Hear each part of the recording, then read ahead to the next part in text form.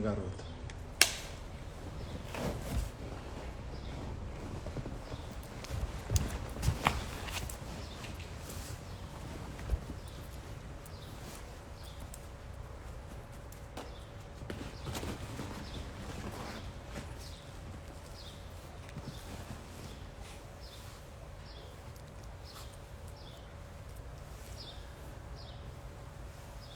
Bom dia, flor do dia.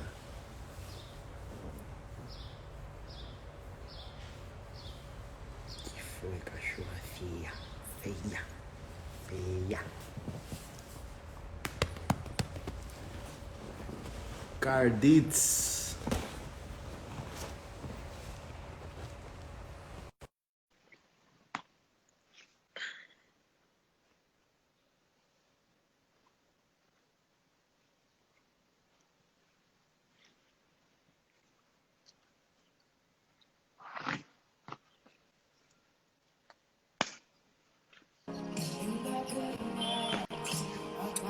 Bom dia, flor do Eba! dia. Bom dia. Já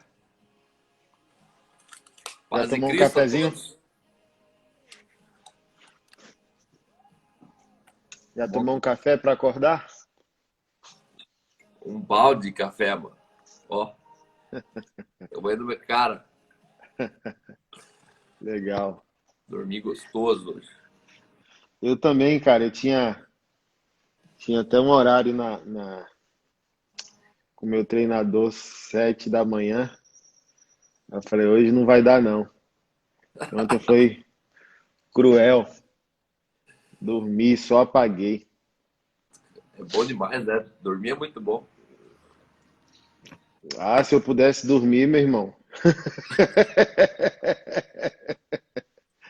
Ai, Jesus, dormir para sempre. Acordar, comer e dormir de novo. Aí tem que trabalhar, né? Hein, quando que vai ser a live com a Keila? Com quem? Com a Keila?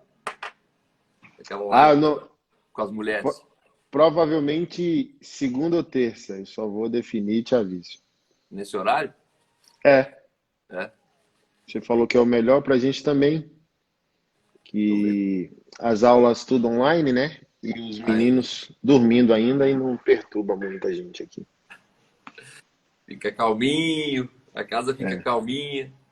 só os cachorros. E aí, macho?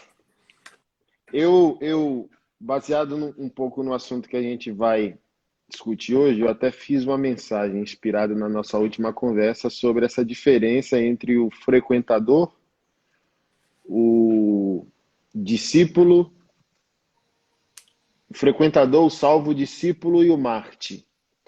Eu coloquei, eu nem sei se no seu raciocínio são esses quatro estágios, né? Essas quatro realidades, mas Hum. o que eu interpretei de você e trouxe para mim foi dividir o povo de Deus nesses quatro estágios Uhum. para eu já nem sou um pastor frustrado. Primeiro ponto. Por que eu não sou mais um pastor frustrado? Eu não pastorei uma placa, não pastorei um galpão, eu pastorei um país. Então o povo fala: "Ah, você está se envolvendo com assuntos no mundo inteiro e a placa da sua igreja, como que fica?" Problema Fica, deles. Eu não fica lá sou, na eu não chuva, fica lá é, fora na chuva. eu não fui chamado eu dei essa aqui no culto de domingo. Olha, não sou personal pastor, não sou babysitter espiritual. O meu compromisso é com a manutenção do meu caráter, da minha família, da minha santificação e ter a Bíblia aberta. Agora, se quer colinho, procure o seu pai. Se quer, eu quero o pastor no meu chá de fralda, no chá de revelação do meu bebê, se vai ser rosa, se vai ser azul. Você vai morrer de frustração. Tem alguém ou no corpo de Cristo, ou na sua família, ou entre seus amigos que vai poder fazer esse papel. O próprio Jesus é uma inteligência, na minha interpretação, relacional, existencial, espiritual e ministerial. Ele tinha multidão. E multidão não era os 70 que ele mandou de dois em dois a evangelizar. Além dos 70, ele aprofundou para 12. Depois dos 12, ele aprofundou para 3, só João, Pedro e Tiago. Ele chamava para assuntos mais densos. Por exemplo, a menina que estava morta e o pai foi pedir ajuda, Jesus expulsou todo mundo da casa, mandou o pai olhar para ele, olhe para mim, olhe para mim. A incredulidade também vem pelo ouvir. Olhe para mim, vai dar tudo bem. Expulsou todo mundo, só ficou Jesus, o pai, João Pedro e Tiago. E mais profundo que os três discípulos, apóstolos que eu acho que eram mais maduros nesse aspecto de não ser negativista para aquilo que Jesus era positivista. Então, dos 12, ele ainda limou 9, ficou só 3. E dos 3, ele só tinha 2 amigos, João e Lázaro. Assim, ó, para não frustrar ninguém, cara, isso é inteligência de vida. O que é o evangelho? O evangelho te faz ser patrimônio público. Você é do outro em amor, sacrificial. Mas isso não significa paixão. Eu não preciso te levar para casa. Eu não preciso te ouvir meia-noite, você me ligar para atrapalhar meu sono, minha transa, meus filhos. E no início do ministério, Cal, não sei se você passou por isso, a gente tem muito essa expectativa messiânica para não ser condenado de falta de amor. O que vão dizer se eu não acordar às 2 da manhã para atender a ovelha? Brother, mas se o cara me liga dizendo, se você não me atender, eu vou me matar, não mata, irmão. Aí é 2 mortos. Porque o cara morre emocionalmente e me mata também. Eu falo bem assim, cara, morre amanhã. Já passei por isso, morre amanhã. E agora, um cara me ligou certa vez, vou me matar. O que você está fazendo? Eu falei, tô aqui, cara, no meu dia de descanso pastoral, no meu sofá. Então você não está fazendo nada? Não, descanso é trabalho. Aí eu falei bem assim, morrer você não vai, irmão. Quem se mata, se mata. Quem se mata não liga para dizer que vai se matar. Então faz o seguinte, morre amanhã, que amanhã eu reservo um horário para você antes de você se matar e a gente conversa. Então, e não morreu, tá aí. Então, assim, a galera, e me permita colocar isso, eu preguei isso aqui domingo na igreja. Nós, pastores, em boa parte, Cal, e isso você vai concordar, não é que aceita a infantilidade do povo de Deus, trabalha para o povo de Deus ser infantil, porque infantilidade é lucrativo. Então, cara, eu falei, ó, não me liga, mano, pra saber se vai casar ou divorciar, ou namorar ou noivar. Não me liga se vai viajar, se não vai, se compra carro azul ou vermelho, mas tem líder, Cal, que domina até a vida sexual do cara, mano. E do tipo assim, esse personal pastor, esse ser babá espiritual do povo de Deus, não é que o cara se importa com o cara e quer discipulá-lo, é que conduzir ele de maneira infantil é lucrativo. E a mensagem do evangelho, gente, é emancipadora. Pastor que não prega para libertar o povo, mano, aí complicou. Então deixa eu concluir para ver se eu raciocinei certo naquilo que a gente conversou na última vez. Frequentador de culto. E é esse que você diz que pode fazer o que quiser e não tem como cobrá-lo. Ele é frequentador de culto. Tem o salvo, que é aquele que não quer nem ir para o céu, ele só não quer ir para o inferno. Então, ele não está interessado em mais nada, só fazer manutenção da salvação dele, que é dom. Beleza, você pode viver do jeito que você quiser. Salvação vem do Senhor, é Ele que te salva, acabou. O prejuízo é que você vai viver uma vida como se não fosse salvo. Vai ter o discípulo, que é aquele que começou a entender o aprofundamento do que Deus deseja com ele e através dele. E eu coloquei um plus acima do discípulo, que é o que eu vou chamar de apóstolo, que chamamos de revolucionário ou de Marte. Então, o discípulo é aquele que já tem uma vida extraordinária, tá muito bom. Mas o passo à frente do discipulado é o enviado, é o apóstolo, é aquele que marca a história, é aquele que escreve o livro, é aquilo que depois de 100 anos de morto ainda fala, é aquele que faz os netos ouvirem suas histórias, né? É o que eu sempre falo numa maçonaria. Cara, viva de maneira tão plena que os meus netos serão obrigados a lerem a paixão que você teve pela glória de Deus e sua família, seu ministério, sua teologia e por aí vai. Mas fala um pouco aí, Cal. Bom, eu vou compartilhar um pouco da minha experiência aqui, que foi a duras penas. Tudo que eu aprendi não foi lendo um livro, mas foi literalmente passando ali pelo barro mesmo e não vou dizer chorando muito, que nunca foi da minha índole ficar lamentando nada. Mas tem um princípio que eu ensino para meus filhos que entender dói menos. Tudo que dói para você é tudo que você não entendeu. Né? E isso é comprovado cientificamente, que quando a tua mente está preparada para o sofrimento, você tende a diminuir pelo menos 30 a 40% da dor. Então, se você for surpreendido por uma dor, dói 30% mais. Se você já mentalmente mentalizar que você vai passar por essa dor, você é uma coisa de neurociência. Você sofre 30 a 40% menos. Então, eu fundei uma igreja em 2013 e no final das contas eu estava na igreja que eu nunca quis estar. Eu fundei uma igreja que eu gerei um filho que não tinha minha cara e eu não entendia isso. E minha igreja infestou de tudo quanto é tipo de gente. Até gente que eu não permitia chegar ali. E aí tinha homossexualidade, machismo, feminismo, esquerda, mano do céu. Sabe o que é você tirar a pessoa da merda e um dia você citar uma coisa do Bolsonaro, a pessoa levantar do culto e ir embora? Assim, uma coisa muito, muito absurda, né? E aí chegou um dia que eu empurrei a mesa com a minha liderança e falei assim, brother, é o seguinte, Igreja no Cinema é eu e a Aline, vocês todos não me representam. E, cara, era um momento de moralidade muito grande. Uma moça namorando a outra, a aluna do Bible College namorando outra aluna, um pastor chupando o pirulito do outro pastor, e umas coisas loucas, assim, que você falava, meu Deus, eles estão andando com meu filho. E eu empurrei a mesa e falei, ó, vocês não são Igreja no Cinema. Igreja no Cinema é minha casa, é meu filho. E outra, se continuar assim, nem na minha casa não vem mais. E eu confesso, assim, que chegou uma hora que eu fiquei tão chateado com isso, que eu comecei a falar, não, essa galera é uma cambada de vagabundo, gosta de sacanagem. E eu também gosto, a diferença é que eu tenho disciplina. Né?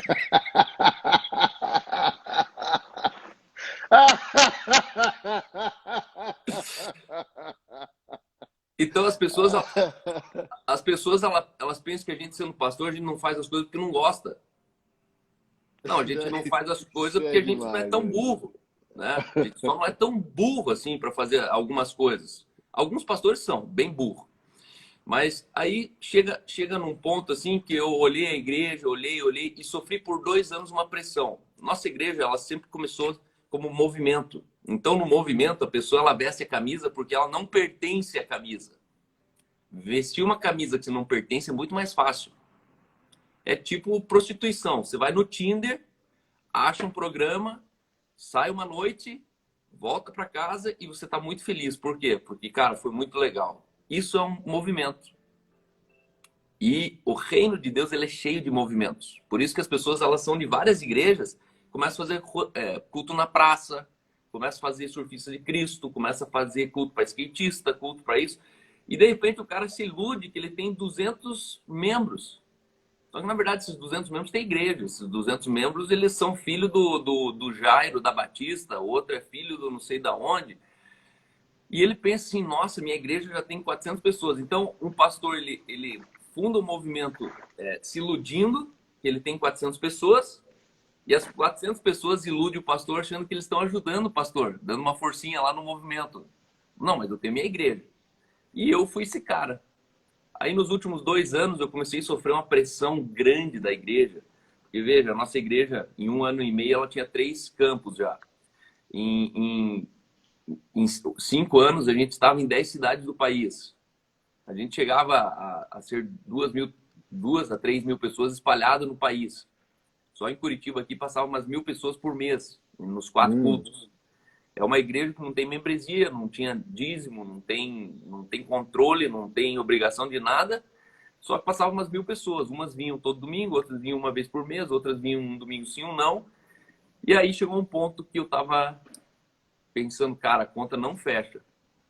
E aí existiu uma pressão muito grande da igreja porque queria uma comunidade. Não, Carl, vamos fazer uma comunidade. Cadê a comunidade? Sinto falta comunidade. E é bem esses caras que você está falando aí. Pô, você não vem mais aqui em casa, você não almoça mais aqui. Cadê aquele amigo que a gente tinha? Só que comunidade, eu saí de uma. Isso tem um negócio que me traumatiza, é o tal da comunidade. O cara chamar a igreja de comunidade, eu falei, ó, pensa pequeno, mano. E aí eu fiquei resistindo 2 anos, porque eu sabia que precisava tomar uma atitude, mas não sabia como. Porque comunidade é uma igreja de 70 pessoas, que é uma água parada, e por 20 anos ninguém se salva, fora os filhos dos membros. É sempre batismo de adolescente, é sempre batismo de 8 pessoas que, na verdade, nasceram e cresceram na igreja. Então, dessa comunidade, tu fora. Se depender dessa comunidade, Jesus não volta tão cedo. Né? É covios de covardes. Essas pessoas, elas estão procurando um lugar para se safar do mundo. Estão se escondendo porque tem medo. Então, eu sabia que eu não podia fechar isso, porque a mágica, nossa, era justamente essa coisa aberta. E aí, quando eu fui para a Holanda, fiquei 1 ano fora agora, cara, quando eu e a Aline, a gente embarcou, a gente entrou em julho, no avião, e julho e agosto eu não podia falar da igreja para a Aline. E a Aline estava assim, sabe, chateada, triste, quando você olha a tua esposa, assim, ela perdeu o tesão pela coisa, perdeu o vigor, ela perdeu a expectativa. E eu respeitei ela por 2 meses. Nesses 2 meses, a gente ficou tranquilo, só que doía de saber que domingo tinha culto aqui em Curitiba. Porque a gente não estava aqui, mas tinha gente que estava. E a gente sabia que o culto, assim, foi um Boeing caindo, assim, sabe? Vai perdendo altura, vai perdendo altura. E quando eu saí fora, o Boeing, ele virou de bico. E começou a cair de bico, entendeu? E as pessoas dentro. E foi nesse momento que um pastor liga para mim, meu pastor, na verdade, em outubro, setembro, e eu tô lá na República Tcheca, e ele fala assim, Cal, eu tenho uma palavra para você. Eu via você num corredor, você tava vidros dos 2 lados, só que esse vidro era jateado, você não enxergava muito bem. Eu só tô te ligando que você passou pelo último vidro. A partir de agora é claro e cristalino como nunca antes. Só que esse cara não fazia ideia do lugar negro que eu me encontrava, na escuridão, sem saber, assim, eu não faço ideia do que vai acontecer pela frente. Não tinha visão. Não tinha visão. Eu era um pastor sem visão. E aí passou 3 semanas, eu agradeci aquele pastor, passou 3 semanas, em outubro me liga um pastor da Igreja do Cinema em Floripa, de Guarulhos, e fala assim, Cal, seguinte, Deus falou comigo, já me mostrou onde ele vai te levantar na nação, só que o ministério tem vários gaps. E eu tô só te ligando para dizer que em janeiro tô me mudando para Curitiba e tô à disposição para servir a Igreja no Cinema com a minha esposa. Quem que é esse cara? Esse cara foi um gestor de shopping em Guarulhos, levantou 3 shopping em São Paulo. Esse cara abriu mão do salário de 20 mil reais, colocou para alugar uma casa, que ele levou 8 anos para decorar a casa, vale R$1 milhão a casa. Deixou uma igreja com 120 pessoas dentro do shopping de Guarulhos. Literalmente deu all-in do conforto e veio morar num apartamento desse tamanho, alugado em Curitiba. Sem eu estar aqui. Eu estava fora ainda. Falei, cara, mas o Boeing está caindo de bico. Você está dizendo que você vai entrar dentro? Aí ele falou, aham, vou entrar dentro. Hoje ele é o CEO da Igreja no Cinema. A partir dali, eu cheguei na Holanda, pisei na Holanda, Deus falou comigo como nunca antes. Era inverno, 3 graus negativos, ventos de 120 km por hora. A gente estava numa casa de verão de 60 metros quadrados, com 3 crianças abaixo de 6 anos. Tinha que usar uma galocha para ir até o carro, porque inundava de água em volta. Venta muito na Holanda, eu estava ali a 1 hora de Amsterdã. Só que todos os dias eu saía correr e eu corria até acabar a bateria do meu AirPod. Quando acabava, eu voltava correndo. Então, na verdade, eu não queria nem voltar. Eu só queria ficar correndo. E eram umas áreas rurais da Holanda. E um dia eu saí e o Espírito Santo falou comigo assim, Cal, você precisa entender que eu te levantei para pastorear os jovens ricos. Você precisa entender o jovem rico. E aqui foi que eu entendi a igreja. Eu identifiquei no meu subconsciente uma mentira que a religião colocou, que todo crente tem que ser um discípulo. E eu cresci aprendendo isso. Todo crente tem que ser discípulo. Chegou uma hora da minha vida que eu não via isso funcionando. E eu duvidava que o evangelho não funcionava. Não que me ensinava errado. Porque, cara, vamos falar a verdade. Dá pra contar nos dedos os discípulos que você conhece aí no teu contexto. Com certeza. Então, discípulo é uma raridade. Só que a gente convive numa mentira social que, não, todo mundo está sendo, todo mundo está tentando, todo mundo... Não está tentando, nem é para ser. Só que isso foi uma ideia que falou, cara, mas isso aqui contraria meus últimos 20 anos.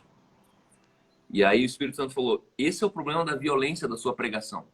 Eu era um cara que pregava, tinha violência nas minhas palavras, eu não entendia de onde. Eu chegava em casa, eu falava com a Aline, eu falava, mas eu não queria falar assim. Eu não queria sentir isso. Só que as pessoas falavam, mas ó, como você fala? E eu não entendia por que eu falava daquele jeito. Faltava temperança nas minhas palavras. E aí eu fui identificar que era justamente isso. A pessoa se convertia aqui na igreja, dava um mês, eu fazia de conta que eu não via o que ela estava fazendo. Dava 2, eu fazia de conta. Mano, chegava no terceiro, eu pegava ela pelo colarinho e falava, brother, você não entendeu ainda? Você nasceu ou não renasceu? E aí eu tinha uma proposta para ela, integridade, influência e governo. Uhum. E aqui que eu errava na medida. Porque antes da integridade, influência e governo, o Espírito Santo falou assim, ó, você precisa levar elas ao encontro de fé, esperança e amor. E aí Deus falou comigo sobre a passagem de jovem rico, lá de Mateus 19, que diz assim, eis que o jovem se aproximou e disse, mestre, o que farei de bom para ter a vida eterna?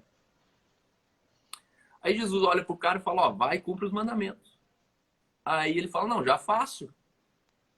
Olha essa pergunta de Jesus não tinha interesse nenhum. O jovem rico não estava interessado naquele que ele estava perguntando, o que faço para ter a vida eterna?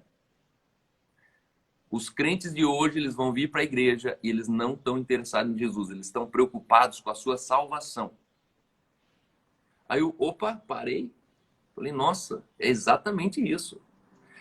A única coisa que impulsiona as pessoas para a igreja hoje ainda é a dúvida sobre salvação. Eles vêm mais por culpa e dúvida do que por paixão e prazer. E aí Jesus olha para ele e fala, ó, cumpre os mandamentos. Ele falou, não, já cumpro. E aqui Jesus dá uma palavra que para mim mudou tudo. No versículo 21 ele diz, se queres ser perfeito. E aqui eu entendo que ser salvo não é ser perfeito. Existe uma graduação no reino de Deus. Se queres ser perfeito, vai e vende tudo que tens, dá aos pobres e me segue. Olha que interessante. O jovem rico chega e fala assim, Jesus, o que eu posso fazer de bom para ser salvo?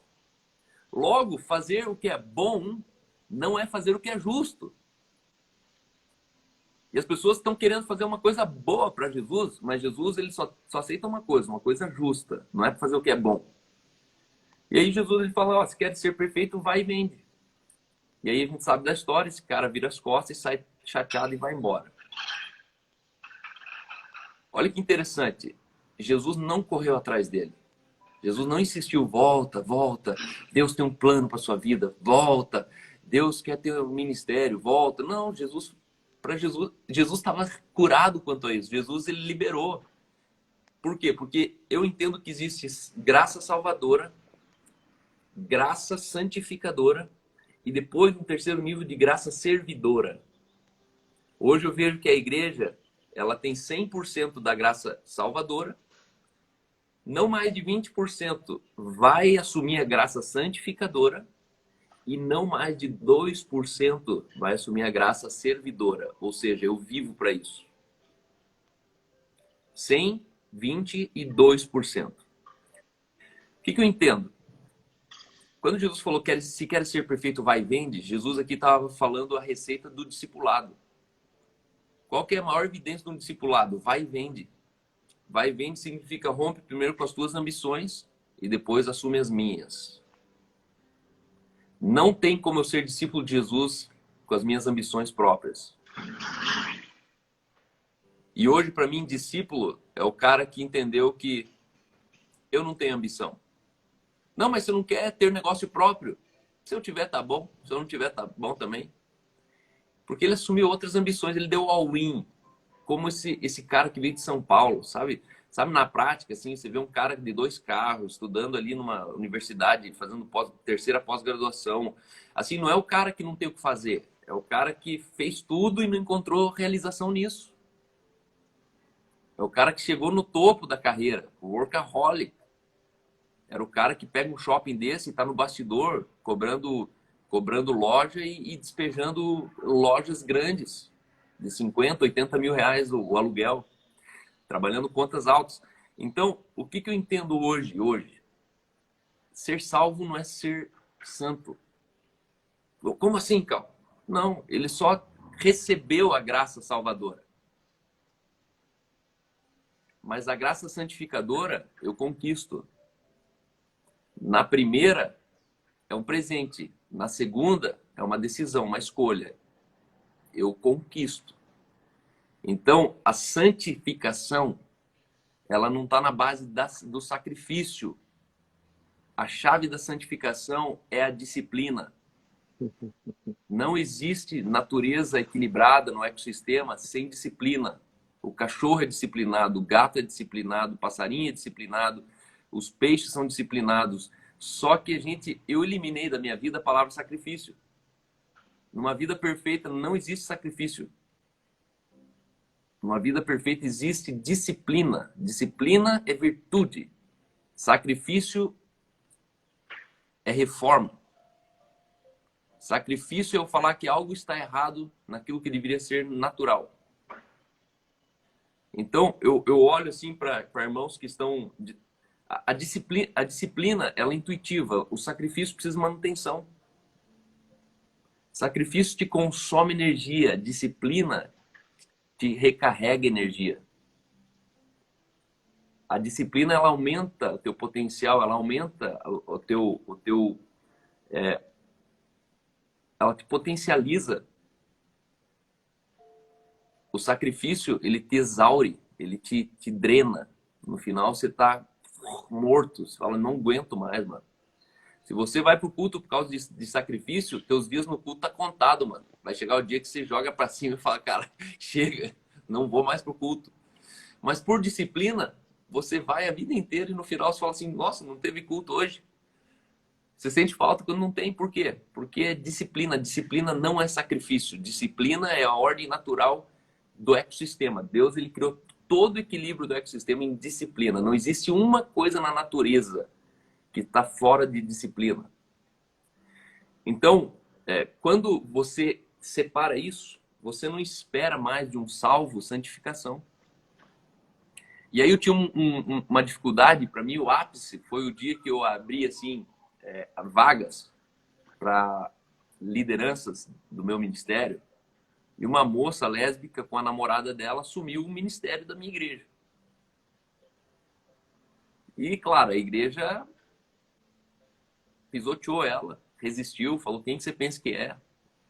Aí pensa a cena, uma nova na fé, com o coração todo doador, querendo servir na igreja, a ponto de assumir um departamento, chorando na minha casa, porque não entendia a igreja, porque chamaram ela de lésbica, porque não sei o que e tal. Eu olhei aquilo e falei, cara, como é que eu vou cobrar isso agora? E aqui eu entendi que na graça salvadora, você não confia nada. Mas na graça santificadora, você cobra tudo. Porque a Bíblia diz, a quem muito se dá, muito é cobrado.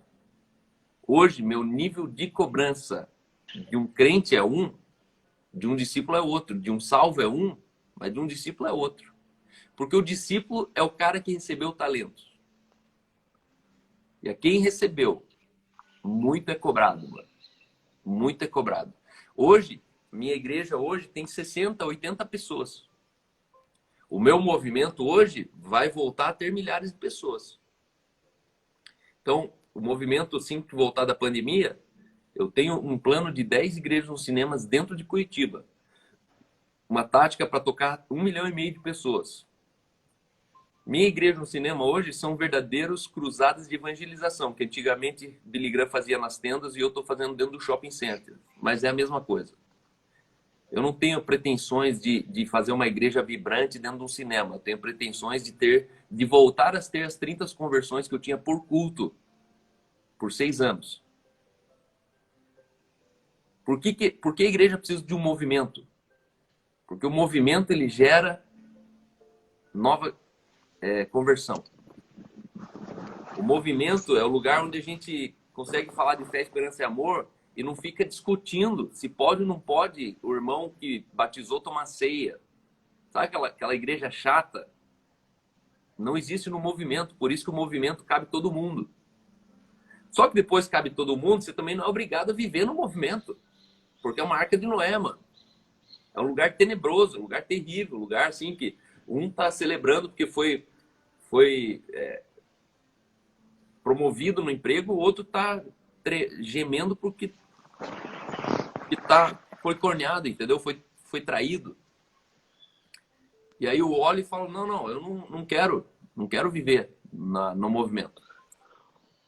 E aí, do movimento, eu criei um mecanismo onde eu faço uma triagem para a comunidade.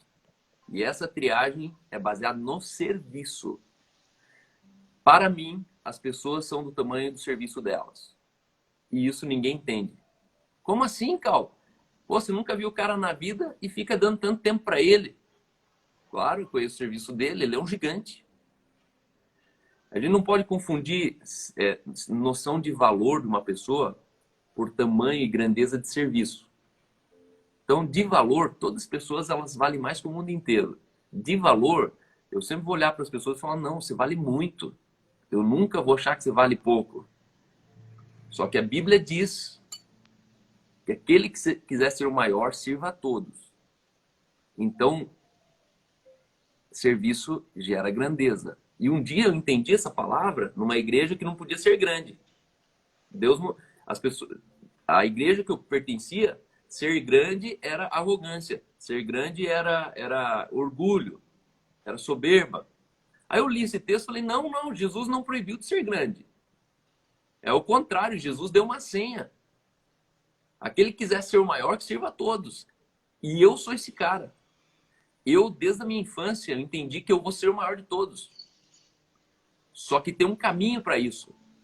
E foi ali que eu casei com minha primeira namorada, foi ali que eu sou marido de uma só mulher, foi ali que eu sou um pai presente em casa, foi ali que eu entendi, ser maior que todos é servir a todos, eu vou servir até o fim.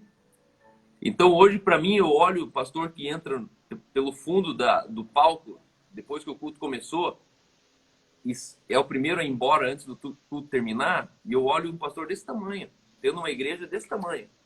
Uhum. Por quê? Porque quanto mais o cara cresce, mais simplicidade ele perde. Ele não consegue voltar a lavar a igreja de novo, se ele recebe o nome de apóstolo. A gente acha que o apóstolo ele tem mais privilégios. E na verdade não. Quanto mais alto eu subo na liderança, menos privilégio eu tenho, mais dever eu tenho. Jesus ele virou essa lógica quando ele diz, entre os magistrados, maior o que é servido. Quanto mais alto você serve, mais alto você é, né? Você tem daí já o motorista, aí você já tem a tiazinha do café, você já tem uma pessoa que te serve teus filhos, tua casa. Jesus pega essa pirâmide aqui e vira ela de ponta cabeça. E ele diz, pelo contrário, entre vós não será assim. Pelo contrário, mano. E aqui, cara, isso aqui pra mim hoje é o que separa hoje os pastores de verdade e os pastores de mentira. Então, essa é a pirâmide.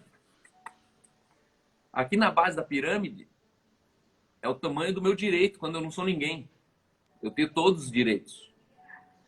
Na medida que um líder ele cresce na liderança, ele vai perdendo o direito.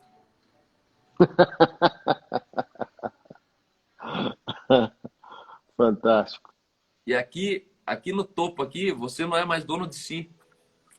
E tá tudo bem. Por quê? Porque eu quis entrar nesse lugar. E aí eu aprendi muito cedo com meu pai. Meu direito é de não ter direito. Meu direito é de não ter direito. Eu não tenho ambições. Eu assumi as de Jesus. Só que, sabe o que é boa nova de tudo isso? Que as ambições de Jesus nunca serão menores do que a de um ser humano. Eu é que sei que pensamentos têm a vosso respeito. Os meus pensamentos são mais altos. Sabe, a vida que eu levo hoje, cara, as pessoas elas tentam levar também trabalhando na empresa e não conseguem.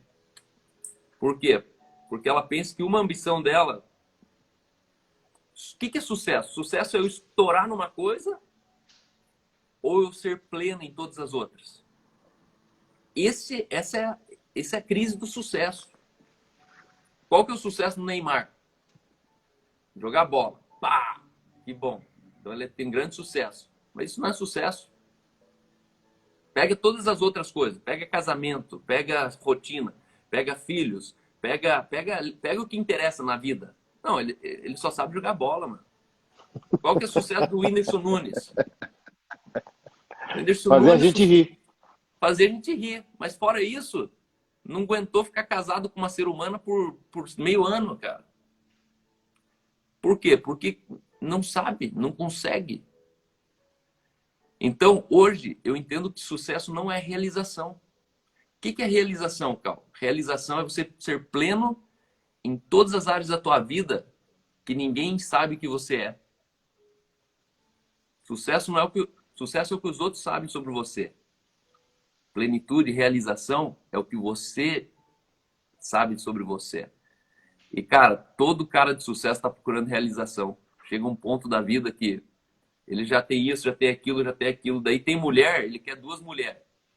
Aí tem as 2 mulheres, ele vai pra orgia. Aí chega na orgia, ele começa a dar o botão. Por quê? Porque ele é insaciável. Ele está procurando a realização. Realização é tudo que me sobra quando o sucesso termina. É o cara realizado. Eu sempre dou esse exemplo. Imagine ali quando você vai no Leblon, no Rio de Janeiro, tem muitos artistas de rua. E um dia um artista desse, ele tocava, mas arregaçava. Então todo dia ele chegava com aquela caixinha assim do metrô, né? A caixinha já tem uma alça assim que ele vai puxando com as rodinhas. Aí colocava a caixinha, arrumava ali o chapéuzinho dele, abria o case do violão, pegava o violão, ficava 15, 20 minutos lustrando o violão e despreocupado com o horário.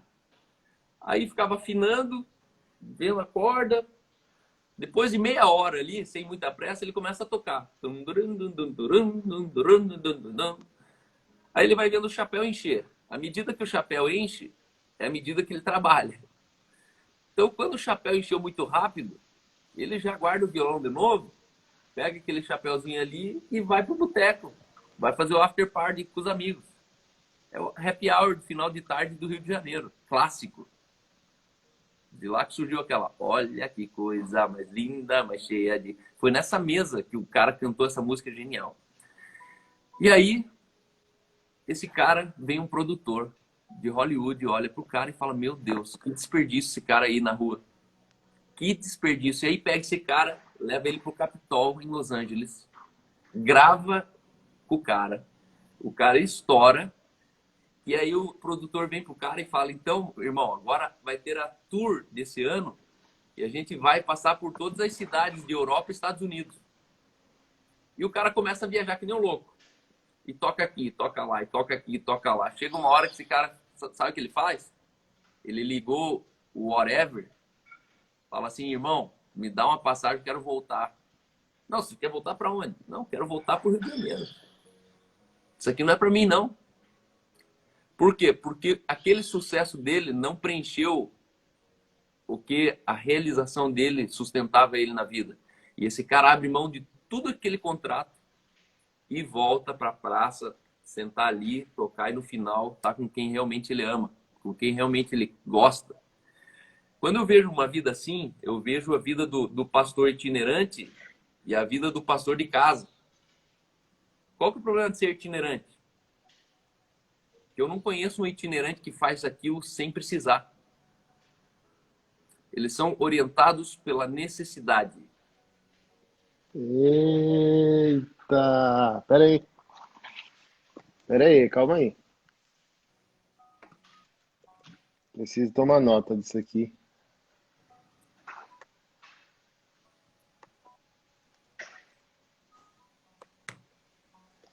Não conheço itinerante. Que tenha assumido uma vida de itinerante que não tenha sido por necessidade.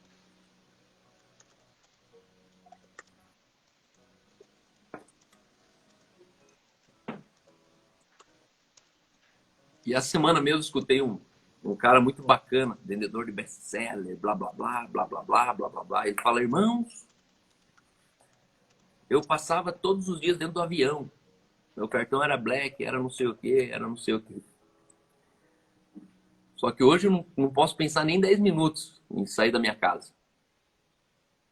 Hoje moro nos Estados Unidos. Deus o livre de eu ter que ficar viajando igual eu viajava. Eu fazia 3 estados num dia. Escravidão. E a gente tenta florear com glória uma vida que, na verdade, o cara tá fazendo, tá no corre, porque ele precisa pagar as contas da igreja, tem que pagar as contas de casa, tem que pagar. E na verdade, esse cara, ele tá angustiado porque... Não, porque às vezes nem é isso. Às vezes, se fosse isso, tem até nobreza nisso, de correr atrás para estabelecer um ministério relevante. É que o cara botou um padrão global e tem que, como cachorro, ficar correndo atrás do rabo. Então, assim, ó, eu conheci aí no Sul um pastor que foi muito usado nesse contexto de prosperidade bíblica no Brasil. O cara pegou, irmão, simplesmente uma cobertura de 15 a 20 mil reais de aluguel mês.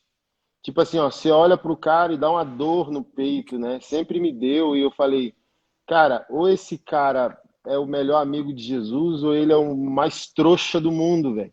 Assim, ó, ou Jesus prosperou ele mesmo e ele tá vivendo uma vida que merece, uma vida que conquistou, ou tipo, que dó desse cara. Porque assim, ó, era aquele que você pegava, aí o cara tava com um sapato mocassim de 5, 10 mil reais, com a logo, aquele cinto que eu acho terrível, né? Tipo, DG, Dolce Gabbana, aí o cara com a pancinha, mais o cinto, a camisa por dentro, a pança, mas para mostrar que o cinto é Dolce Gabbana, tal, não sei o que, bababá. Mano, quando eu consegui me aproximar do cara, eu descobri que o cara, velho, tem que, mano, cara deprimido, flertando com suicídio, porque, velho, passou o tempo da unção, ou abusou da graça, e a própria graça passou uma rasteira no cara, tipo assim, cara, não sei se você já foi, passou a brisa do Espírito Santo. Às vezes o Espírito Santo sopra uma brisa em nós e abre uma janela.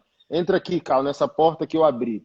E se tu não fizer o trabalho direito, cara, a Bíblia também diz que o Senhor dará mais a alguns. E até É, aquilo que você não tem te será tirado. Então, quando eu cheguei perto do cara, mano, que compaixão. Eu falei bem assim, caramba, que tenso, velho. E agora o cara tendo que costurar um manto de novo, né? O véu foi rasgado, o cara tem que sustentar um... recosturar para vender um nébias, um manto teológico, assim, ó. Racantabalaias me deu uma nova revelação. Para tentar reaver o dinheiro que o cara teve um dia. Meu Então, Deus. Eu acho que você já pôs ele eu para pregar comigo, né? acho que sim. E eu queria bater nele no final, porque ele se negou a entrar numa doblô, mano. É que eu não tava do lado, mano. Senão eu teria feito o escarcéu. Que aquela Não, pregação... e naquela época o cara já tava mal, irmão. O cara que comia caviar já tava comendo mortadela. E você pegou uma doblô para levar o cara pro aeroporto e o cara não quer. O cara quer um Uber executivo, entendeu? Não, não. Aquilo ali, mano, eles só me falaram no final, mano. Porque se eu tivesse do lado, você não tem ideia do que ia fazer, Anderson. Aí você ia me conhecer em casa, entendeu? Porque, cara, a pregação do cara era contrária a essa ideia. Ele começou pregando sobre isso aí. Ó, Deus me quebrou. Deus me quebrou. Meus carros, tinha tanto carro que tinha que ficar na rua, não sei o que, não sei da onde. Aí terminou vendendo Bíblia e falou, não, nesse carro eu não entro, pode chamar outro. Mano, mas eu teria saído na mão com esse cara fácil, na frente da igreja, velho. De verdade. Não, não, não, não. Esse é o cara que precisa levar tapa na cara na frente dos outros, pra mostrar pra igreja que não funciona assim, irmão. Não funciona. E esse cara já não me atravessava aqui, ó, 10 anos antes. Aí eu olhei ele com você, eu falei, bom, hoje eu vou conhecer ele não só de ouvir falar, né? Uhum. Mas aí não deu outra, coitadinho dele. Precisa de ajuda. Tá bem? Deve estar, né? Vendendo Bíblia ainda.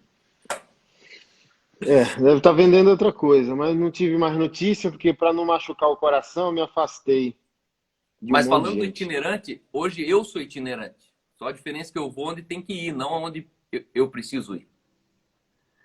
Porque Hoje eu onde tenho... você precisa, você se cala. Já passou por isso? Já. Não porque eu nunca precisei. Falar bem a real, né? Nunca, de verdade mesmo, assim. Tanto que você já viu no tratamento como sempre foi comigo, né? Eu nunca fiquei medindo o preço, o que vai ser, quanto que vai ser, porque para mim é simples. Tem 3 tipos de lugar que eu vou. Primeiro lugar que eu não queria ir. Aí Deus fala, vai. Aí eu falo, então você vai pagar estadia, transporte. Não vai. Aí o cara tá lá te mandando oferta e tal, não vai. E tem o terceiro tipo, que o Espírito Santo fala, vai lá. Não, mas eles não me chamaram, Senhor.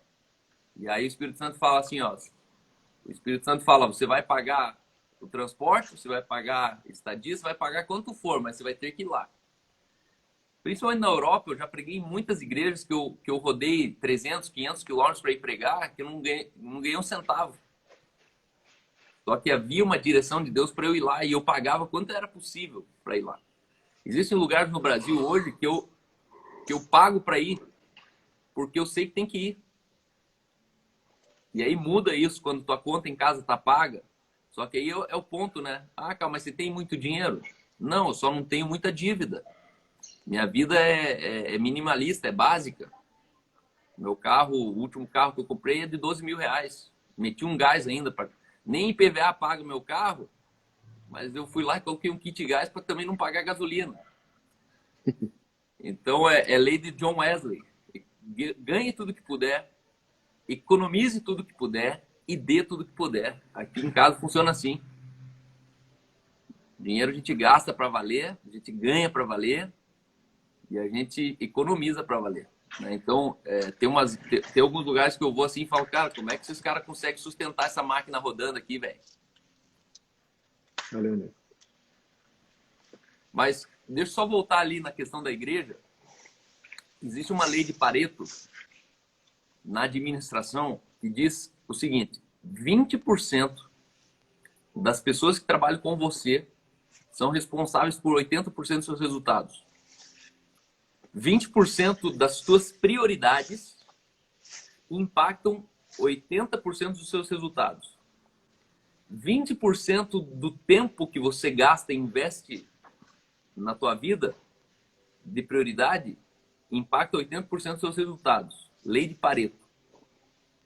E eu descobri que dentro da igreja existe a comunidade dos 20% e dos 80%. Só que eu e você, pastores, e aqui vai uma exortação para você, pastor, saia do erro de pastorear os 80%. Eita! Eu me peguei fazendo o mesmo erro de todos os pastores. Você se ilude de ser o melhor pastor, o herói dos 80% e despreza os 20%. Só que quem realmente é de verdade na sua igreja é 20% das pessoas. Quem chega primeiro, quem sai por último, quem paga a conta, quem chega antes para ensaiar é 20%. E eu e você, como pastor, a gente estende o tapete vermelho para os 80%. A pessoa está passando na rua. Se ela entrar na igreja, meu Deus, tem pastor que parece que fica no cio, mano. Se o carro do cara ainda é importado, velho, o cara ele tava abatido dentro do culto, se entrou um milionário, ele já fica, ai, que bênção, chegou hoje, nossa. Aí o 20% Ou um fica político, olhando. né? Também. Hã? Ou um político, né? O político. Cara, e os 20% eles ficam olhando assim, tipo, nossa, faz anos que o pastor não fica tão excitado quando eu entro na igreja assim.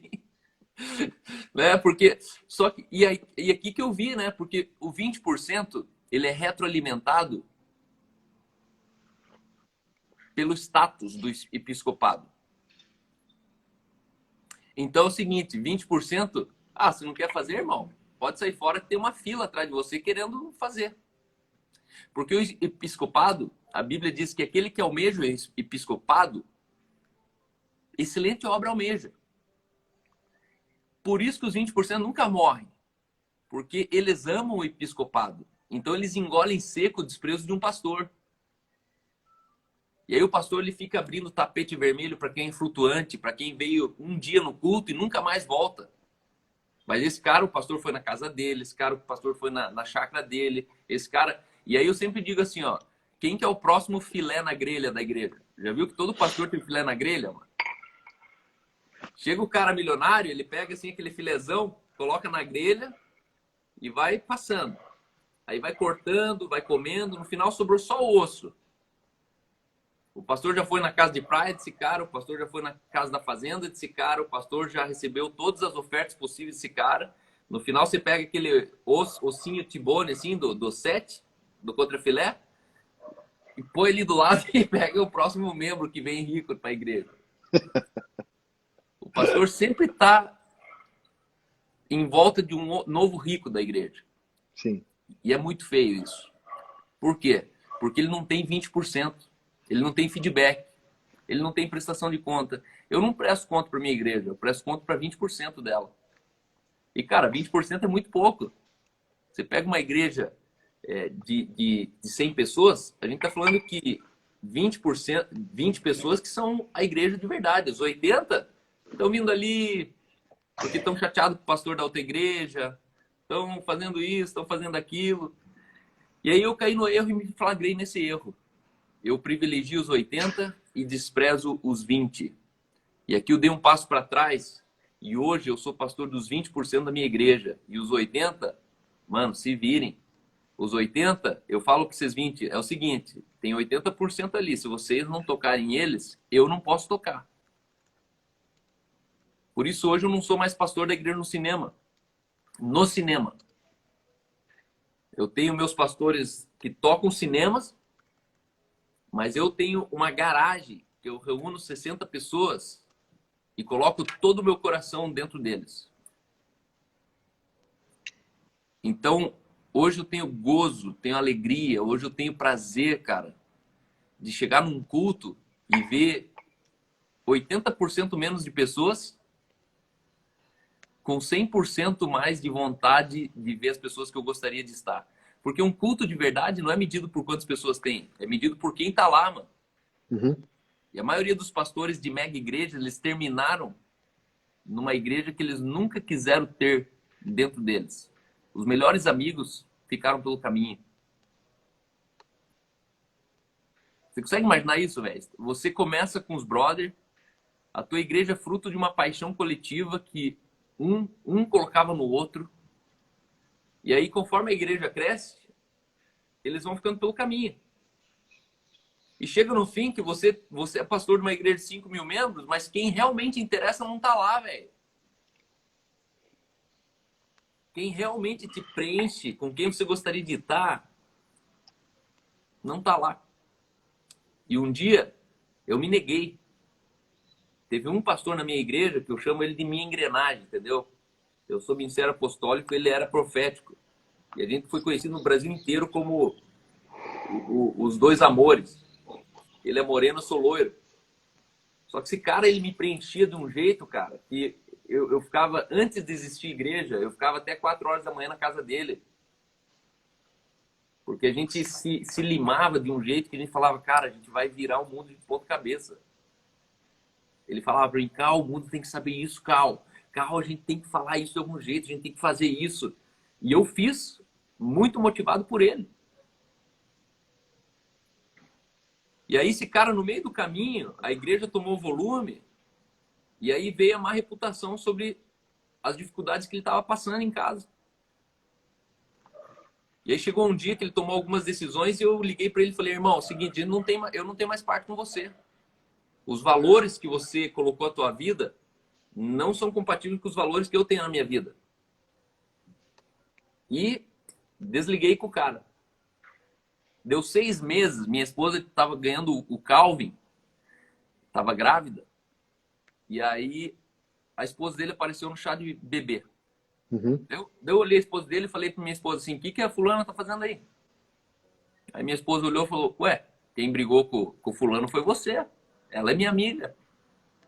Aí já foi o primeiro soco assim no queixo. Cara, quando eu saí na garagem ali, essa moça, ela me puxa pro canto e fala assim, você tá matando meu filho, o meu marido. Você tá matando meu marido, você tá matando meu marido. Faz 6 meses que meu marido não dorme, meu marido não come, meu marido não consegue mais. Tá magro, tá sonâmbulo. E ali o Espírito Santo me quebrou no meio. Porque é fácil quando você tá com a máquina na mão, você vê um cara desse tendo que sair com a mão na frente e outra atrás e achar que Deus não é com ele, porque olha o resultado dele. Cadê ele? Vários pastores falam bem assim, ó, ué, cadê o fulano agora? Uhum. Cadê o fulano? Porque você está embarcado em cima da retroescavadeira, irmão. Desce dessa retroescavadeira, desce da máquina que você vai ser só você. É fácil eu ficar com a máquina na mão, no caso da igreja, e olhar quem saiu falando que deu errado porque não tem nada na vida. E, cara, eu liguei para esse cara e falei, irmão, eu preciso cear com você. Levei ele num café da manhã num hotel e pedi perdão. Falei, eu preciso de você, eu preciso da tua família, eu preciso... E esse cara começou a chorar e a gente ficou por 3 horas ali, lavando a roupa. No final ele falou, Cal, eu sou homem suficiente para virar a página. Irmão. Eu falei, então eu também sou. Hoje esse cara está comigo dentro do ministério, fechado comigo. E naquele dia eu decidi, se esse cara ficar para trás, eu paro minha igreja. Entre ficar com a igreja e ficar com esse cara, eu vou ficar com esse cara. Porque, cara, eu não quero ter uma igreja que no final eu tô com quem eu nunca quis, velho. É um trauma. Você ter que ir para um culto com gente que você nunca quis, aquele povo ali, cara. Porque, no fundo, relacionamentos que te preenchem, dá para contar nos dedos na tua vida. É. E esses eu vou até o fim, pagando quanto for necessário para ter eles na minha mesa. Eu preciso deles. Eles são o meu combustível. Então, eu acredito que igreja é uma coisa boa. Ruim o que a gente fez dela. E aí a gente precisa voltar um passo atrás e falar, vamos organizar a embarcação. E o desafio de toda igreja hoje é ter movimento e comunidade dentro dela, no mesmo tempo. Porque ou a igreja vira movimento, e aí é uma bagunça só, ou a igreja vira uma comunidade, e aí o Tim Keller ele diz que toda comunidade ela se torna fechada por causa do efeito tribo. Tudo que é de fora a gente resiste. Por isso que comunidade não é tão saudável. As pessoas, elas estão tão fechadas que tudo que é de fora elas resistem. Eu tenho igrejas no cinema hoje que esse pensamento comunitário ele é tão forte, que elas resistem às próprias ideias da igreja no cinema de Curitiba. Porque criam quase micro igrejas dentro de uma igreja, né? Só que eu tenho dó desse pastor porque ele está usando toda uma inteligência, uma logística de um McDonald's para vender cachorro-quente, mano. Mano, se é para vender cachorro-quente, um carrinho já serve, irmão. Pega o carrinho, não precisa pegar toda essa máquina toda aí. Dá mais serviço se sustentar toda essa a lógica da igreja do cinema do que você, não, a gente só quer ser uma comunidade. Pô, quer ser comunidade? Pega uma garagem ali, ó. Vai para casa, né, cara? Vai para casa e chama as pessoas em casa. Mas eu tenho um coração para a cidade. Se não tiver 30 pessoas por culto entregando a vida a Jesus, para mim não serviu o culto. Ainda falta. Estou falando em movimento. Essa é uma motivação de pagar shopping. Hoje, com 80 mil reais, eu abro um shopping. Com 3 mil reais por mês, eu sustento esse shopping. Sabe o que é isso, mano? Eu estou falando assim, ó, 400 poltronas de couro, som e iluminação da última geração, acústica, sem limpar um banheiro por semana. Eu preciso, assim, ó, 80 mil reais para ativar um ponto de pregação onde todos os domingos 30 pessoas são salvas, 20 pessoas são salvas. Pagando 3 mil de aluguel por mês. Então, quando eu olho um pastor amigo meu que, a gente trocou de prédio, sério? Assumimos ali, agora a gente saiu de 15 mil para 30 mil de aluguel. Eu falo, meu Deus! Como é que vai ser teu mês, pastor? Como é que vai ser teu mês?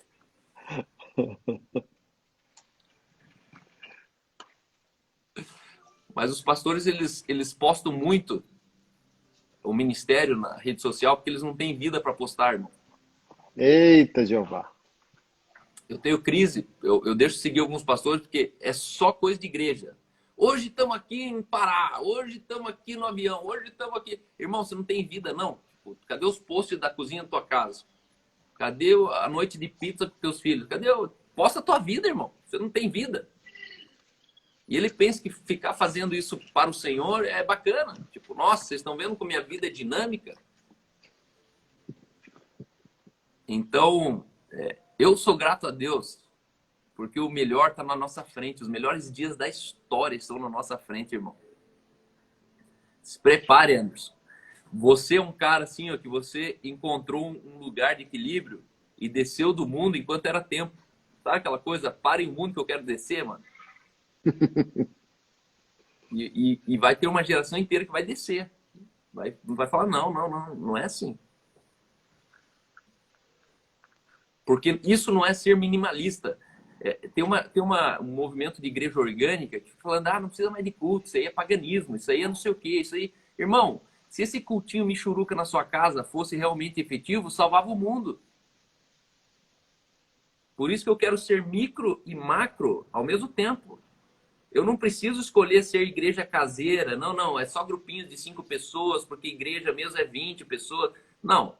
Eu quero o grupinho que realmente me interessa na minha vida, pessoa física, mas eu quero a máquina da pessoa jurídica para eu tocar 1,5 milhão de pessoas da minha cidade que ainda não são convertidos, mano. É isso aí. E isso não entra na cabeça da codorna, né, mano? Codorna é sacanagem. Não, foi o que foi em 2018, Deus falou assim, ó, quer ir a 90,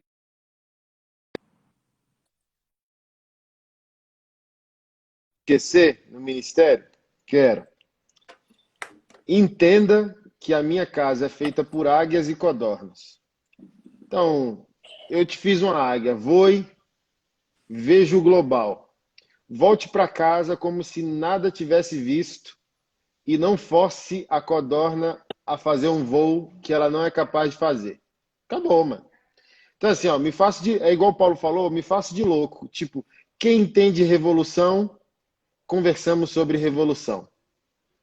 Utopias possíveis. Cara, quem quer discutir a cor da parede, porque é só o que a porção dela consegue alcançar. Eu quero transformar uma cidade. O cara tá chateado porque não estão deixando ele tocar bateria na igreja. Esses dias chegaram para mim dizendo, uma família toda vai sair da igreja. Aí eu falei bem assim, por quê? Porque o pai não pode tocar bateria. Eu falei, manda ele ir embora. Eu não vou descer a esse lugar de infantilidade, entende?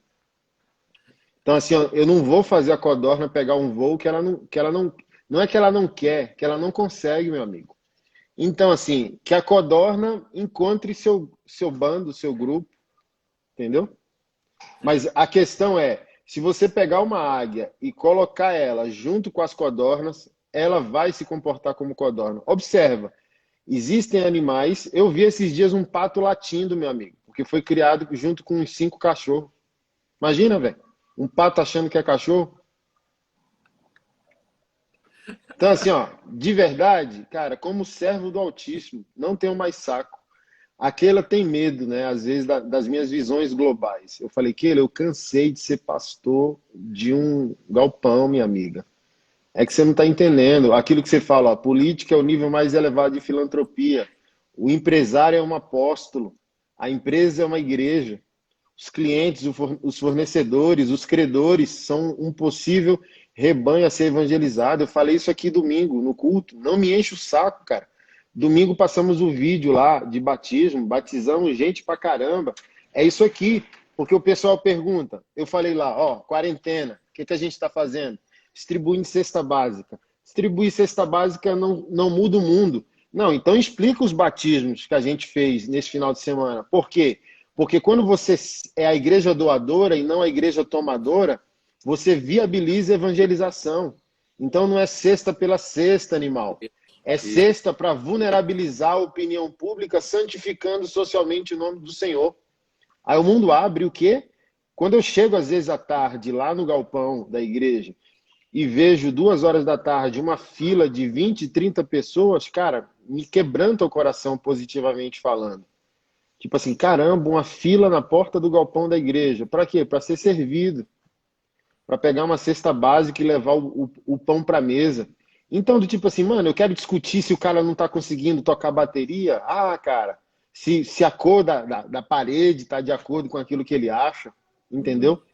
Se o programa teológico agrada o camarada ou não. Cara, assim, eu como líder cristão não caibo mais na cabeça da codorna. Nem quero. E olha que interessante. O irmão escreveu aqui, mas você não acha que tem que instruir a codorna? Instruir a codorna a ser águia é continuar enganando ela, porque uma codorna bem instruída nunca vai ser águia se ela não morrer como codorna E nascer de novo. e nascer águia. Não tem como. E hoje a gente tem que ter duas igrejas. A igreja da codorna, que é o movimento, e E é a da igreja águia. da águia, que não entra codorna. Você sabe E por tá que que tudo a... bem, assim, ó. Isso. Eu não estou dizendo que a codorna tá errada, né? Ela tá salva. Mas Não é assim, inimigo. ela não Isso. tem que encher o saco do meu voo, meu amigo, porque eu não sou codorna. Isso Tipo aí. assim, tá tudo bem, meu amigo. Volte lá. Eu já criei codorna. Dá ovo todo dia, codorna dá fruto. Mas ali, ó, o fedor é insuportável, tem que limpar o cocô todo dia. Uma águia tá nem aí, uma águia é autossuficiente, autodependente na sua visão. Então ela mesma arranca É isso aí. a sua pena quando percebe que tem que mudar de estação.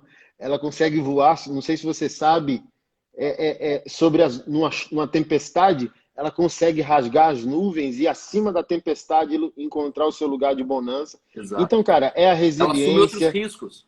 é a criatividade, é do tipo assim, o que eu estou dizendo, codorna é um por vez, águia é 1000 pessoas numa só. Cara, não tem como uma pessoa que é 1000 numa só ser controlada. Então, tem aqueles, cara, que não querem ser salvos, nem frequentadores de igreja, e muito menos discípulos. Eles querem mudar as coisas. Eles são pinos redondos em buracos quadrados, eles não cabem na previsibilidade da religiosidade. Cara, eles não querem discutir o trivial. Então, Exato. imagina se Paulo foi chamado em Corinto para a discussão das gangues espirituais. Eu sou de É. Paulo, eu sou de Pedro, eu sou de Apolo, Paulo me batizou. Não, mas Apolo me batizou, Pedro me batizou. Aí Paulo falou bem assim, olha gente, esse é assunto de codorna, eu não fui chamado para batizar ninguém. Que eu lembre, eu só batizei a família do fulano. Mas assim, eu acho que ele pensando, se eu soubesse que o batismo ia dar esse BO, nem batizado a família do fulano eu tinha. Fui chamado para pregar as boas novas do evangelho com virtude e poder. Então, Uhum. cara, Paulo era uma águia, por isso que, bicho, ele já meteu o louco nesses assuntos de banalidade trivial, mano. Exato. Que é coisa que Pedro resolve. Pedro não quis ir para o mundo. Atos 1:8 mandou Pedro ir para o mundo, mudar o mundo. Pedro não quis. E Pedro liderou a covardia dos 12 apóstolos. Ele liderou a covardia de Jerusalém, porque Atos 1:8 disse: Jerusalém, Judéia, Samaria, confins da terra. Pedro foi covarde. É salvo, é apóstolo, é um cara amado, é um cara de Deus. Mas Paulo só foi levantado para fazer o que Pedro teve Exato. covardia É em isso aí. omitir. É E isso ponto aí. final, meu amigo. Pedro está salvo? Muito salvo. De Deus? Muito de Deus. Fez a obra de Deus? Fez. Mas fez em casa. Fez no galinheiro dele. Fez só em Jerusalém. A codorninha que dá ovo todo dia. Mas fede pra caramba também aquelas problemáticas básicas. Paulo mudou o mundo, irmão. Paulo foi Exato. arrebatado ao terceiro céu. Paulo escreveu 70% do Novo Testamento. Paulo evangelizou a Ásia quase sozinho em 3 anos. Paulo fez com que essa live hoje fosse possível. Porque se a gente tivesse esperando Pedro evangelizar as nações, meu amigo, não era possível. O evangelho só chegou a nós, os nossos ministérios, que nós somos gentios, nós somos pagãos. O evangelho só chegou até nós porque Paulo saiu do status quo da religião. Paulo Isso aí. não quis ser uma codorna com os 12 em Jerusalém. Vamos ficar no gospel. Eu prego na tua igreja, tu na minha, te dou uma oferta e tu me devolve a oferta. Não, Paulo chutou o pau da barraca. Paulo quebrou o padrão, entendeu? É. Então é isso, está todo mundo salvo. Só temos que respeitar quem é a codorninha de Jesus e a águia de Jesus. E E ninguém enche o saco de ninguém. mentiram para nós que toda codorna tem que ser águia. Mentiram. Não é verdade, né? é esses parâmetros que a gente coloca, essas medidas, que não, para ser discípulo você tem que ser assim. Não, quem disse? Hoje o irmão aqui, eu postei ontem um vídeo de um áudio que o cara falou assim, pô, pastor, eu tô aqui me masturbando, tal, sou casado, e em 4 horas deu 3 mil visualizações o vídeo. E aí hoje um cara me escreveu, falou, pastor, eu tava no buraco, você me tirou da treva. Eu falei, irmão, continue crendo que salvação é um presente, pare de querer pagar ela. Os crentes estão tentando pagar a salvação, irmão. Cada tentativa de você pagar a salvação, você está dizendo que Jesus é um otário. Sabe por que eles tentam pagar a salvação? Porque é arrogância. O arrogante não recebe. Ele se sente humilhado ao receber. As pessoas estão tentando pagar a salvação para Deus porque eles não conseguem receber. É um coração altivo. Só humilde recebe e fala, Deus, obrigado. Eu sou um vagabundo, mas obrigado. Eu tô salvo. Eu sou salvo. Então, é interessante que Deus, o soberano, ele tem 2 tipos de animais que ele se identifica na criação. Bem explícito na Bíblia. Primeiro é o leão, segundo a águia. O leão é o rei da selva, a águia é o rei dos ares. E é interessante que você tocou nesse assunto da águia, que a águia é o único animal que consegue voar 11 mil quilômetros de altura. A gente está falando de 2 mil quilômetros acima do Monte Everest, que é o pico mais alto da existência. E aí, qual é o único animal que consegue voar com uma águia?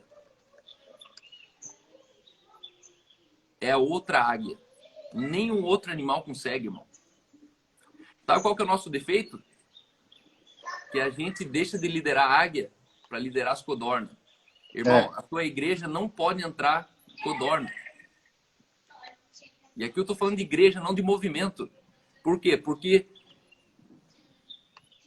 você tem que virar águia para andar comigo. E não esperar que eu desça no galinheiro. Galinha só voa numa situação, quando está com medo. A galinha sabe voar, só que ela só voa no medo. E às vezes a gente desce como águia para apacentar um galinheiro e no final esquece de ser quem eu nasci para ser. Eu nasci para voar nos ares. Eu quero voar no lugar mais alto. Então, hoje eu sou muito categórico nisso. Irmão, se você é águia, o tempo vai dizer quanto você aguentou o voo. Se você é galinha, irmão, é questão de tempo, você vai perceber que não é para você o voo. Uhum. E aí, eu entendo que existem 2 tipos de crentes hoje na Terra. Eu já te falei isso aí, não sei se te falei na live, se eu falei na outra live, me avise, por favor. Mas existe o crente que colhe e o que é colhido. A igreja tem que entender essas 2 dimensões, do discípulo e do seguidor. Quando a gente fala que nem todo mundo é para ser discípulo e está tudo bem com isso, Jesus ele falou sobre a grande colheita. A grande colheita se refere à salvação de almas. E Jesus falou assim, orem para que o Senhor da Seara envie ceifeiros. O Senhor da Seara enviando ceifeiros, ele está dizendo que se existe uma debilidade na colheita, essa debilidade é culpa dos ceifeiros, não é culpa do fruto plantado. E aí hoje eu entendo que existem 2 tipos de pessoas na Terra. Os que colhem e os que são colhidos. Logo, os que colhem, eles é 1 para 1000. Reinhard Bonk foi 1 para 78 milhões. Então entenda que para cada codorna, você não precisa ter outra águia para discipular. Uma águia, ela é suficiente para tocar 1000 codornas. E aqui a gente elimina toda aquela questão que todo mundo tem que ser águia. Não, todo mundo não tem que ser águia. Cada um caminha segundo a medida daquilo que recebeu. Cada um ande no propósito pelo qual foi chamado. Por isso que daí existem os 5 ministérios. 5 ministérios, eles separam as galinhas, as águias das codornizes.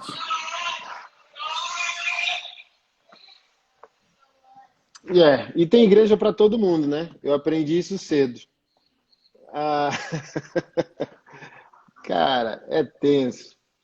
Eu estava falando isso chateado no culto de domingo. Gente, vocês estão me fazendo perder tempo. Eu tenho que evangelizar crente, cara. Que desgaste de energia ter que evangelizar crente. Mas, infelizmente, parece o que a gente tem que fazer nesse tempo, né? Ah, adestraram tanto o povo de Deus que a gente fala o óbvio e o pessoal acha que a gente está falando uma heresia. A gente tem que abrir a Bíblia novamente e ter que pregar o óbvio para as pessoas, né? Mas concluindo, uma das linhas de raciocínio que você fez, do jovem rico, é que eu uso sempre José de Arimateia, e os evangelhos quiseram enfatizar que um homem rico, que era discípulo de Jesus, vindo de Arimateia, chamado José. Então, os 4 evangelhos quiseram enfatizar que José de Arimateia era um discípulo rico. Então, se o problema de Jesus é com a nossa performance, ambição saudável, resultado saudável, porque aquilo que ele pediu ao jovem rico não é o mesmo que ele pediu ao José de Arimateia, discípulo rico. Porque uma coisa é desenvolver a sua espiritualidade de maneira estética e outra coisa é desenvolvê-la de maneira essencial, fundamental. Então, me enche de esperança as possibilidades além do óbvio, é que eu não preciso ser o jovem rico, sendo convidado por Jesus a abrir mão de estética. Eu posso ser o melhor no que eu estou fazendo e aquilo não ser estética. Igual, por exemplo, seu conceito de prosperidade é o mesmo conceito que eu tenho desenvolvido aqui com Keila. Aparência mínima, poupança e doação máxima. Aí o cara compra a camisa da Lacoste e não tem a manteiga para passar no pão, entendeu? Aí o cara tá com uma BMW e, cara, Deus nos acuda como que tá aquilo na... Tipo assim, ó, Deus me deu e deu com um carnê de 6 anos pro cara pagar, entendeu? Virou piseira, bruxinha. Então a gente pode, cara, crescer em Deus, ambicionar. Quando Paulo disse buscai com zelo os melhores dons, uma das interpretações ali também é a ambição. Tem um livro, até reformado, por incrível que pareça, Resgatando a Ambição, que, cara, palavras fundamentais foram manchadas pelo mau exemplo que alguns deram. Então a gente fala ambição, automaticamente já é pejorativo no nosso entendimento. Então Paulo está dizendo, olha, ambiciona os melhores dons. Então existe uma maneira de crescer sem que esse crescimento seja estético. Ele pode ser essencial, ele pode ser belo, ele pode ser cristocêntrico, ele pode ser para a glória de Deus. Né? E quando a gente fala, pô, vocês estão pegando pesado, a codorna e a águia. Não, a codorna tem seu cenário de beleza, ela só não tem que encher o saco da águia e vice-versa. Então, assim, ó, se todo mundo for educado para dizer, sou uma codorna, não vou cobrar a águia, e a águia disser, eu sou uma águia, não vou cobrar a codorna, acabou, meu amigo. Alguém postou aqui, mas a codorna precisa comer, que coma, ninguém está impedindo a codorna de comer. Mas a comida da codorna não é a mesma que a comida da águia. Exato. Cara, eu postei, assim, ó, deixa eu encerrar com uma fala do Adam Smith, que foi um grande pensador, né, sobre liberalismo econômico. E eu quero encerrar com isso, porque a codorna, às vezes, ela vai, cara, se ofender muito com aquilo que Deus está fazendo na vida do outro. E olha o que esse cara disse. A inveja é a paixão que vê com maligno desgosto a superioridade dos que realmente têm o direito a toda a superioridade que possuem. Então imagina, a codorna aqui, botando seu ovinho diário, tendo seu galinheiro ali fedidinho, precisando que alguém vá lá limpar novamente. Por isso a infantilidade de alguns. Ele quer o personal pastor, a babá espiritual para limpar o cocôzinho dele mais uma vez. Aí ele fica olhando para o céu dizendo, que desgraçada dessa águia, tá tirando onda comigo, voando ali. Não, mas a águia não tá tirando onda com a tua cara, pô, ela só tá exercendo a natureza dela. Eu lembro de Steve Jobs. Steve Jobs, hoje vivo, o que ele criou, a ideia dele hoje, não sei se vocês sabem, valem 3 trilhões de dólares, vale a Apple. Filho de sua ideia. Eu lembro, isso me emociona porque automaticamente eu já vou para o evangelho. Quando ele pediu para os engenheiros criarem o primeiro iPod, o iPod é o de música, né? De MP3. Acho que nem existe mais. Olha o tamanho do primeiro iPod. Mais ou menos isso aqui, ó. E os engenheiros todos eufóricos, dizendo, meu Deus, conseguimos. E ele chega no laboratório e o pessoal fala, consegui. Deixa eu ver. Aí ele pegou. Quando ele pegou, pá, o iPod gigantesco. E ele não sorriu e ele não ficou feliz. E os engenheiros falaram, você não está feliz? Não. Muito grande. Era muito grande, cara. Não sei se você já viu. Muito grande, cara. Quase o tamanho de um celular Plus. Muito grande. Não, mas a gente fez o que podia fazer. Aí tinha um aquário, Cal, do lado dele. Ele pegou o iPod e jogou dentro do aquário. E os caras, você é louco! E o iPod começou a descer dentro do aquário e borbulhar. Blu, blu, blu. Aí ele falou bem assim, olha a cabeça do cara. Tá borbulhando porque tem espaço interno. Se tem espaço interno, pode ser menor. Quando o iPod chegou nas nossas mãos, para que a gente comprasse, olha o tamanho dele. Mas olha o tamanho inicial dele. Olha o tamanho final dele. Então, uma codorna olhava para Steve Jobs e dizia, maldito arrogante. E o cara só está fazendo exercício da natureza dele. É isso aí. Assim como eu estou sendo irônico aqui ao falar sobre codorna, mas existe um lugar da dignidade da codorna. Uma águia também voando não pode olhar para baixo e dizer, lamentável, né? Aquela codorna ali. Não, a codorna não voa, amigo. Ela só faz cocô e põe ovo. Essa é a natureza dela. Acabou, cada um no seu quadrado. Então a gente só está tirando onda para poder ofender você e te levar para o seu lugar.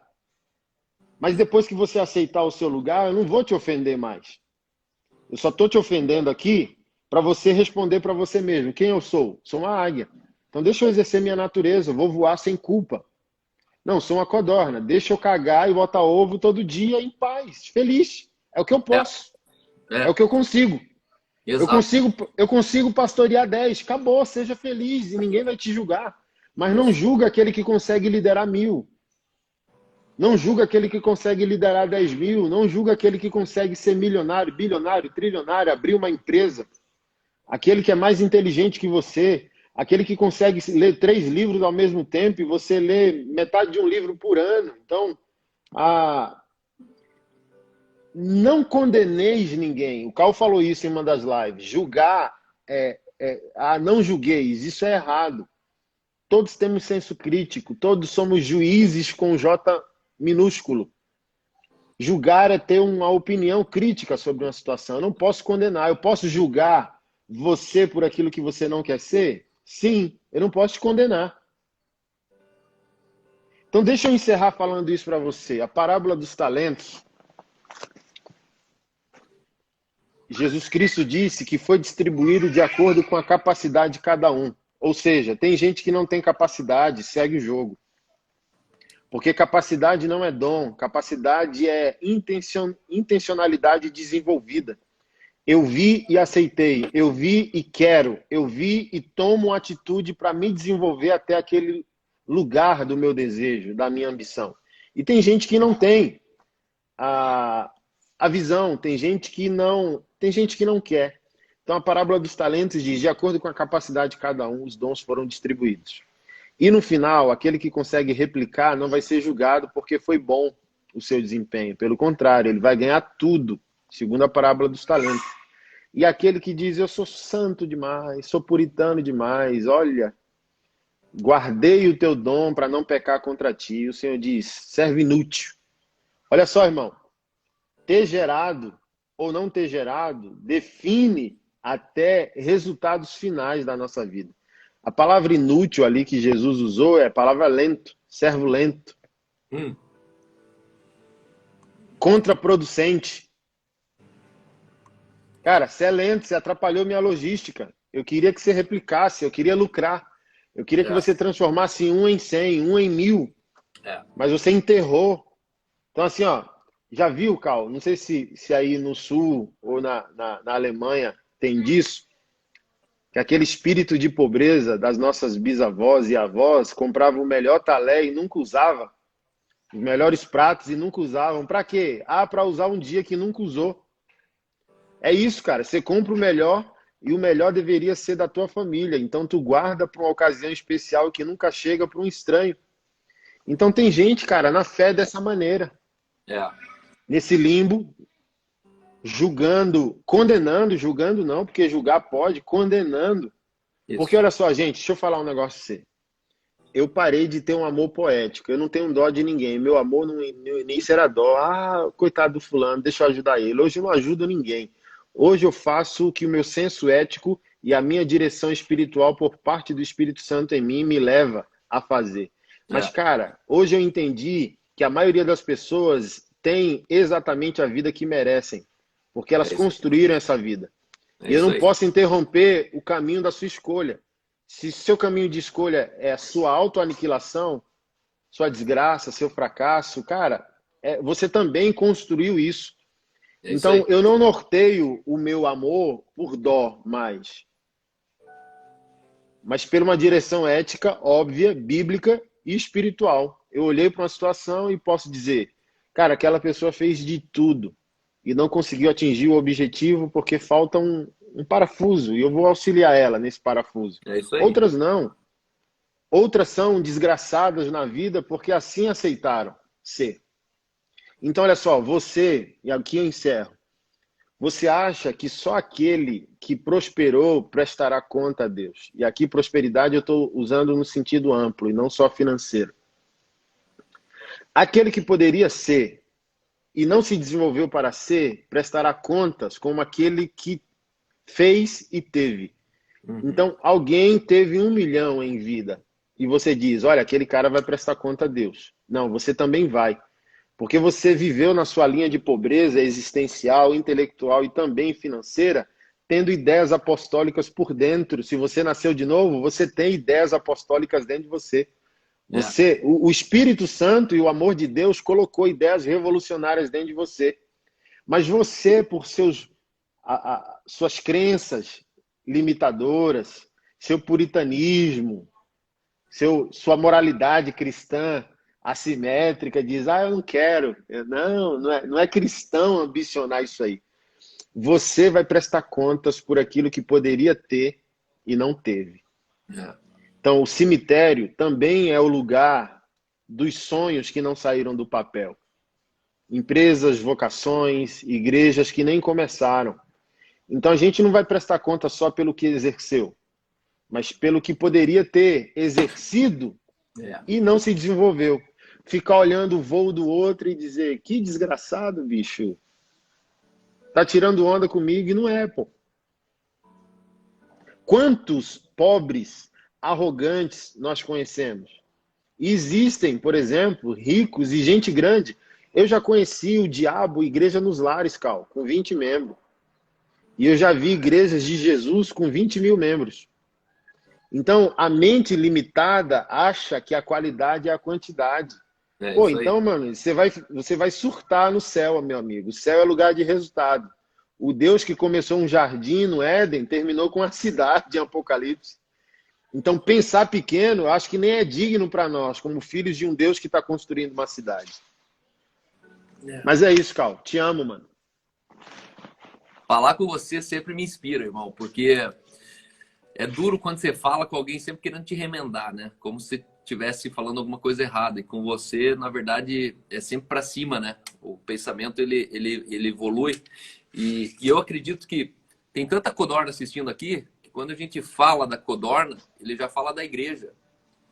A gente não está falando da igreja, irmão. A gente está falando do reino de Deus espalhado sobre a terra. E codorna é tanto salvo quanto não salvo.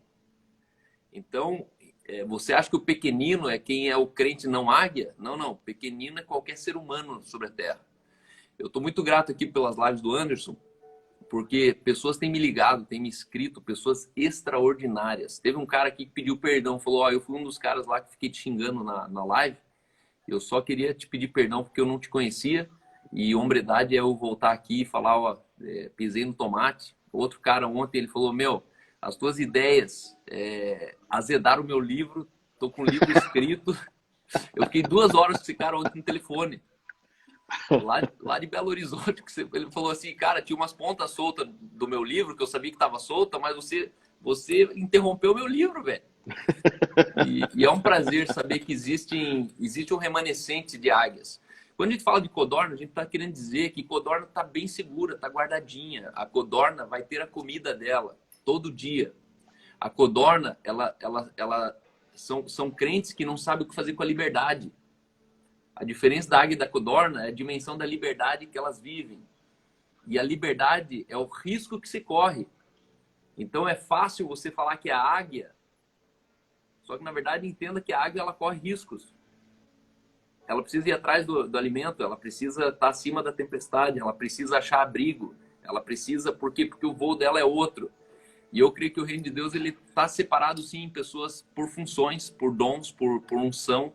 Existem pessoas que vão correr riscos enormes, existem outras pessoas que tá tudo bem ficar lá guardadinho, recebendo o milhozinho de cada dia.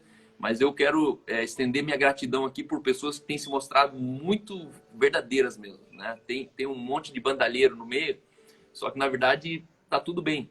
A questão é onde estão os justos, né? E eu tenho uma comunidade no Telegram, se você quiser fazer parte disso, é só entrar na minha bio aqui, tá ali o link. E ali a gente compartilha um pouco da vida mesmo, das ideias. Muitas pessoas pediram um estudo de batismo. Eu nunca fiz estudo de batismo, não tenho nada escrito, não tem nada escrito, porque aquilo ali é uma convicção muito pessoal minha, né? Não é uma teologia. E é isso aí. Eu sou muito grato mesmo. Conte comigo, pastor, meu irmão.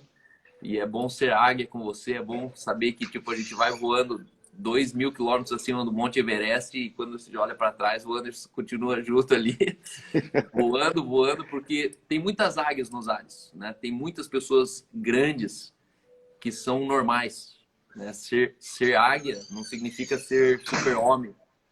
Ser águia significa viver no nível mais excelente da do seu instinto, da sua naturalidade, né?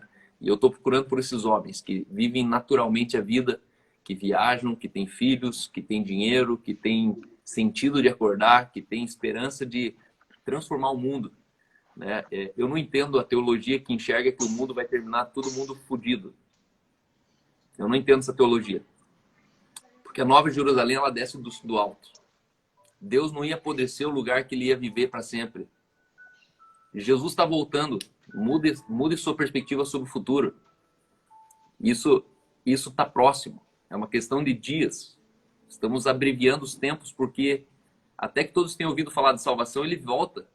E nunca o evangelho acelerou tanto no mundo quanto nos últimos 3 meses. Nunca.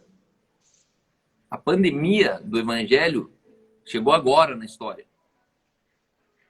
A igreja nunca chegou tão longe, a voz da igreja nunca chegou tão longe quanto nesses últimos 3 meses. Se prepare para o futuro. Jesus está voltando. Amém. Abraço, meu irmão. Tamo junto, alemão. Valeu. Beijo. Tchau, tchau. Tchau.